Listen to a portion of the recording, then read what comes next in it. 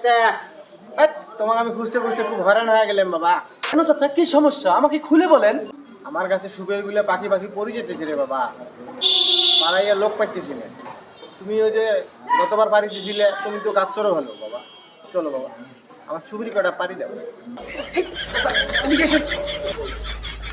এই চাচা, এদিকে আসেন। বাবা কি আপনি কি আমার ইজ্জত খেতে চান নাকি?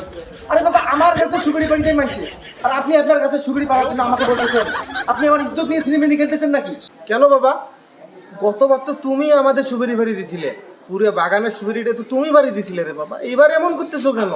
ओ भाई मारो मुझे, मारो मारो मुझे, मारो मारो। আগের কথা ভুলে যান চাচা, আগের দিন আর নাই। আপনি এখন আমার অবস্থান সম্বন্ধে জানেন?